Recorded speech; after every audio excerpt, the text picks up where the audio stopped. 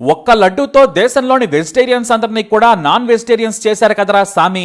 ఈ dialogue social మీడియాలో trend అవుతుంది. ఇప్పటికే దేశవ్యాప్తంగా ఉన్న హిందువులు బొగ్గమంటున్నారు, జగన్కు వ్యతిరేకంగా నినాదాలు చేస్తున్నారు. లడ్డు అంటేనే భయపడే స్థితికి వచ్చింది పరిస్థితి. ఇక జగన్ మీడియా ముందుకొచ్చి తన వర్షన్ వినిపించారు. చంద్రబాబువి డైవర్షన్ పాలిటిక్స్ అంటూ చెప్పారు ఆయన. అంతేకాదు పకడ్బందీగా వ్యవస్థ ఉన్న టీటీడీలో కల్తీ జరగడానికి అవకాశమే లేదు, ఎప్పుడో వచ్చిన రిపోర్ట్ను ఇప్పుడెందుకు బయట పెడుతున్నారు, చంద్రబాబు ఈ 2 నెలలు ఏం చేశారని నిలదీశారు. అసలు కల్తీ జరగలేదని, ఇది రాజకీయంగా తమను దెబ్బతీసే కుట్ర అన్నారు జగన్.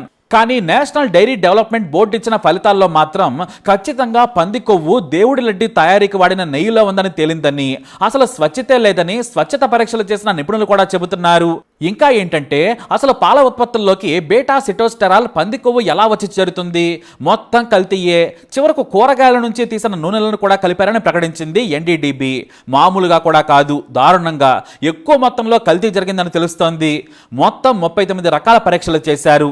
వాటిలో 10 పరీక్షల్లో తిరుపతి లడ్డూకు ఉపయోగించిన నెయ్యి ఫెయిల్ అయిందని అధికారులు విశ్లేషించారు. చాలా క్లియర్గా జంతువుకు ఉన్నట్లు లినోలెనిక్ ఆమ్లాల శాతం ప్రమాణాలకు మించి ఉంది. దీన్ని బట్టి చూస్తే మనం జంతువు కొవ్వు అని చెప్పొచ్చు. నెయ్యిలో 99.9% మిల్క్ ఫ్యాట్ ఉంటుంది, కేవలం 0.5% మాత్రమే తేమ ఉండాలి. అంతకు మించి ఏ పదార్థం ఉన్నా కల్తీ కిందే పరిగణించాలంటున్నారు నిపుణులు. అసలు కల్తీ ఎందుకు జరిగిందంటే తక్కువ ధరకు వచ్చిన నెయ్యి తీసుకున్నారు. 1 లీటర్ నెయ్యి 300 నుంచి 400కు అత్యంత నాణ్యమైన నెయ్యి ఇచ్చినట్లుగా వార్తలు వస్తున్నాయి. అంత తక్కువ ధరకు స్వచ్ఛమైన నెయ్యి వచ్చే ప్రసక్తే లేదు. కల్తీ కోసమే క్వాంటిటీని పెంచి ఎక్కువ తీసుకొని పరీక్షలు లేకుండా నాణ్యతను పరిశీలించకుండా యథేచ్ఛగా అక్రమ సంపాదనకు మరిగిన రాజకీయ నాయకులు ఈ కల్తీ చేశారనే ఆరోపణలు వినిపిస్తున్నాయి. ఇక మాజీ సీఎం వైఎస్ జగన్ ఇప్పుడు వచ్చి మీడియా ముందు బాబును తిడుతున్నారు. మనం రాజకీయాలను పక్కన పెడదాం, లడ్డూ నాణ్యత లేదని భక్తులు గొల్లుమన్నారు. అన్నదానంలో కూడా మెయింటెనెన్స్ చీప్ గా ఉంది, రుచి లేదని విమర్శలు కూడా వచ్చాయి. నాడు కింగ్లా ప్యాలెస్ లో కూర్చున్నారు జగన్. టీటీడీ దందాలను అస్సలు అరికట్టలేదు. ఆ రోజే సమర్థుడైన అధికారిని నియమించి రాజకీయ కూలీలకు వార్నింగ్ ఇచ్చుంటే గనక ఈ పరిస్థితే వచ్చేది కాదు. ఇప్పుడు జగన్ మీద సోషల్ మీడియాలో తెగ ట్రోలింగ్ జరుగుతుంది. సరే, మన తెలుగు వారంటే ఏదో ఎగస్పార్టీ వారు చేశారనుకోవచ్చు. ఏకంగా నార్త్ జనాలు కూడా ఇప్పుడు లడ్డు మీద జోకులు వేసుకుంటున్నారు. ఏకంగా తిరుపతిలోనే నాన్ వెజ్ లడ్డు తయారు చేయించిన తోపు చెఫ్ ఎవరంటూ గాలి తీస్తున్నారు. తిరుపతి అంటే మనకు, అంటే మొత్తం ప్రపంచంలోని హిందువులకు పరమ పవిత్రమైన దేవాలయం. క్రిస్టియన్లకు వాటికన్ సిటీ, ముస్లింలకు మక్కా ఎలాగో మనకు తిరుపతి అంటే కూడా అంతకంటే ఎక్కువ. ఇంకా చెప్పాలంటే దక్షిణాది భక్తులకు అంతా వెంకన్నే. ఇంతటి తిరుపతిని ఎంత జాగ్రత్తగా మెయింటైన్ చేయాలి. కానీ టీటీడీ ద్వారా వచ్చే డబ్బు కోసం ఏకంగా మతాన్ని కూడా భ్రష్టు పట్టించాడనే అపఖ్యాతి తెచ్చుకున్నారు. వాస్తవానికి మతాన్ని రాజకీయాన్ని వేరుగా చూసే రోజులు పోయాయి. ఎందుకంటే కేంద్రంలో బీజేపీ అధికారంలో ఉంది, ఏపీలో కూడా ఇప్పుడు రాష్ట్ర ప్రభుత్వంలో భాగస్వామి. మతం అనేది వాళ్లకు మొదటి ప్రియారిటీ. ఇలాంటి సమయాల్లో జగన్ పద్ధతిగా వ్యవహరించాల్సి ఉంది. జగన్ చేసిన కొన్ని తప్పులన్నీ కూడా ఈ కల్తీ లడ్డు కారణంగా బయటకు వస్తున్నాయి. గతంలో కూడా ఇలాంటి విషయాలపై టీడీపీ దారుణంగా జగన్ విమర్శించింది. దేవుడి గుడికి వెళ్లి సరిగ్గా మొక్కటం రాదు, భార్యను తీసుకురారు, ఇక ఇంట్లోనే దేవుడి చెట్టు కూడా వేశారు. దీనిపై ఏకంగా ట్రోల్స్ చేసింది టీడీపీ. ఏదేమైనా హిందువులను అవమానించకూడదని భక్తులు ఆగ్రహం వ్యక్తం చేస్తున్నారు. గురుస్వామిని సూపర్ స్వామి అన్న సూపర్ పొలిటీషియన్ జగన్.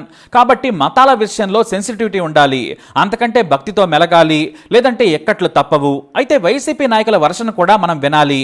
ఎందుకంటే ఈ కల్తీ లడ్డు మాదిరిగానే కల్తీ రాజకీయాల గురించి మనం ప్రత్యేకంగా చెప్పుకోవాల్సిన అవసరం లేదు. టీడీపీ సర్కారు 2 నెలల పాటు కల్తీనే రిపోర్ట్ ఎందుకు దాచింది, సమయం వచ్చినప్పుడు ప్రజల దృష్టిని మరల్చేందుకు వాడుకునేలా దాచిపెట్టిందా అనేది వైసీపీ నేతలు చేస్తున్న విమర్శ. ఇప్పుడు వరదలు, స్కీమ్ల అమలు నుంచి జనాల దృష్టిని మరల్చేందుకు ఈ డ్రామా ఆడుతున్నారు బాబు అనేది జగన్ చేస్తున్న విమర్శ. ఇక్కడే ఇంకొక లాజిక్ పాయింట్ కూడా ఉంది. హైదరాబాద్లోని సైన్స్ ఫోరెన్సిక్ ల్యాబ్ అత్యంత అధునాతనమైనది. మరి శాంపిల్స్ ను గుజరాత్ ఎందుకు పంపించారనేది వైసీపీ ప్రశ్న. కాకపోతే డైరీ ప్రొడక్ట్ కాబట్టి ఎక్స్క్లూజివ్ టెస్ట్ మెథడ్స్ గుజరాత్లోనే ఉన్నాయనేది ఏపీ సర్కార్లోని నేతల మాట. కానీ హైదరాబాద్ మోస్ట్ అడ్వాన్స్డ్, ఎలాంటి పరీక్షలైనా చేయగల సదుపాయాలు హైదరాబాద్లో ఉన్నాయి. క్రైమ్ నుంచి కల్తీ వరకు హైదరాబాద్లో పర్ఫెక్ట్గా చేస్తారు అనేది కొంతమంది వాదించే మాట. కేవలం గుజరాత్లో మోడీ సర్కారు ఉంది కాబట్టి తమకు అనుకూలమైన నివేదిక తెప్పించుకునేందుకు ఇప్పుడు దీన్ని వాడుతున్నారనేది వైసీపీ నేతలు సోషల్ మీడియాలో పోస్టులు పెడుతున్నారు. ఇక మల్టిపుల్ ల్యాబ్స్ కు కూడా పంపించి ఉంటే మాకు అనుమానాలు ఉండేవి కావని వైసీపీ కార్యకర్తలు సోషల్ మీడియాలో కమెంట్స్ చేస్తున్నారు. దేవుడి విషయంలో, అది కూడా తిరుపతి వెంకన్న దగ్గర ఇలాంటి తప్పుడు పనులు చేస్తే వైసీపీ కార్యకర్తలమైనా కూడా మేము ఒప్పుకోము. కనీసం 2-3 పేరున్న ల్యాబ్ రిపోర్ట్స్ ప్రజల ముందు పెట్టి ఉంటే బాగుండేదని ఒక వాదన. మరి ఎంత తప్పు చేస్తే ఎందుకు అరెస్టులు చేయలేదు, నోటీసులు పంపలేదు? కేవలం రాజకీయ ఆట కోసం మాత్రమేనా? భవిష్యత్తులో ఎవరో ఇలాంటి తప్పుడు పని చేయకుండా ఉండాలంటే ఏ పార్టీ వారైనా కఠినంగా శిక్షించాలని భక్తులు ఆగ్రహంతో ఊగిపోతున్నారు. ఇప్పుడు వైసీపీ కానీ మాజీ సీఎం జగన్ కానీ ఎంత గింజుకున్నా కూడా ఆల్ ఇండియా లెవెల్లో పరువు పోయింది. మామూలుగానే క్రిస్టియన్ గా పిలిపించుకుంటున్న జగన్ కు హిందూ ఆలయాలు, సంస్కృతి, పవిత్రత మీద భక్తి లేకపోయినా పర్వాలేదు కానీ భయం లేదనే విమర్శలు వినిపిస్తున్నాయి.